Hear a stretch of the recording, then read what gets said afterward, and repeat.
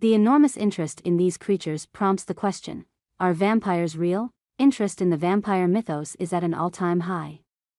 The recent enthusiasm for this blood-sucking immortal began perhaps with the highly popular Anne Rice novel, Interview with the Vampire, published in 1976, and which she followed up with several more books about the vampire world she created. Movies and television capitalized on this popularity with such offerings as Buffy the Vampire Slayer, The Lost Boys, Francis Ford Coppola's film version of Dracula, Underworld, and the Tom Cruise-Brad Pitt film adaptation of Interview with the Vampire. The genre is more popular than ever thanks to TV's True Blood and Vampire Diaries. And especially the enormous success of Stephenie Meyer's Twilight series of novels, which also are getting the Hollywood treatment.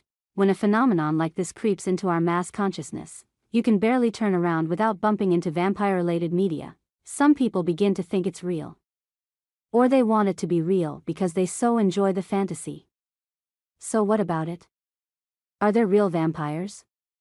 The supernatural vampire, the question of whether vampires are real or not depends on the definition. If by vampire we mean the supernatural creature who is practically immortal, has fangs through which he or she can suck blood, has an aversion to sunlight, can shape-shift into other creatures, fears garlic and crosses, and can even fly, then we have to say no, such a creature does not exist.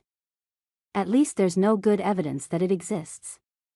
Such a creature is a fabrication of novels, TV shows, and movies, if we dispense with the supernatural attributes. However, there are people who call themselves vampires of one kind or another.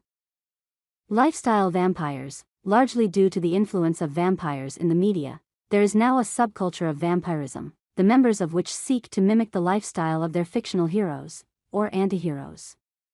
There is some overlap with the goth community, both of which seem to seek empowerment in the dark, mysterious side of things. The lifestyle vampires typically dress in black and other accoutrements of the vampire aesthetic and favor a goth music genre. According to one website, these lifestylers take this on not just as something to do at clubs, but as part of their total lifestyle, and who form alternative extended families modeled on the covens, clans, etc. found in some vampire fiction and role-playing games. Lifestyle vampires make no claims of supernatural powers. And it would be unfair to dismiss them as people who just like to play at Halloween year-round. They take their lifestyle quite seriously as it fulfills for them some inner, even spiritual need. Sanguine vampires, the sanguine, meaning bloody or blood-red, vampires may belong to the lifestyle groups mentioned above but take the fantasy one step further by actually drinking human blood. They typically will not drink a glass of the stuff as one would a glass of wine, for example, but usually will add a few drops to some other liquid for drinking. On occasion, a sanguine vampire will feed directly from a volunteer or donor by making a small cut and sucking up a small trickle of blood. Some of these sanguine vampires claim an actual need to ingest human blood. The human body does not digest blood very well, and there seems to be no physiological condition that would account for such a need. If the craving is present, then it is almost certainly psychological in nature or simply a choice. Psychic vampires, some of whom might also adopt the vampire lifestyle described above, claim that they have a need to feed off the energy of other people. According to the Psychic Vampire Resource and Support pages, pranic vampires, as they are sometimes called, are people who by reason of a condition of their spirit, need to obtain vital energy from outside sources.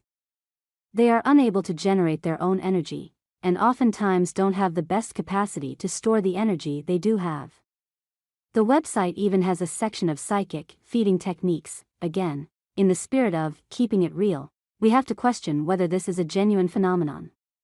By the same token, we've all been around people who seem to drain the energy from a room when they enter, and they get off on it. It could be argued that the effect is strictly psychological, but then that's why they call it psychic vampirism, the psychopathic vampire. If drinking human blood qualifies one as being a vampire, then several serial killers deserve the label. In the late 19th and early 20th centuries, Peter Kürten, known as the Vampire of Dusseldorf, committed as many as 9 murders and 7 attempted murders. He achieved sexual arousal with the sight of his victim's blood and was said to have even ingested it.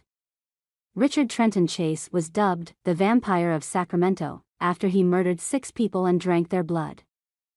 Obviously, these vampires are criminally insane.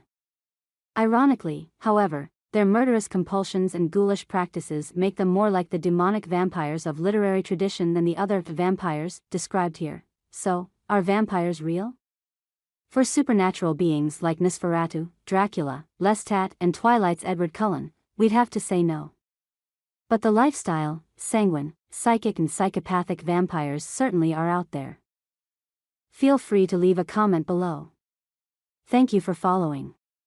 Don't forget to subscribe to the channel to stay updated with hot news every day.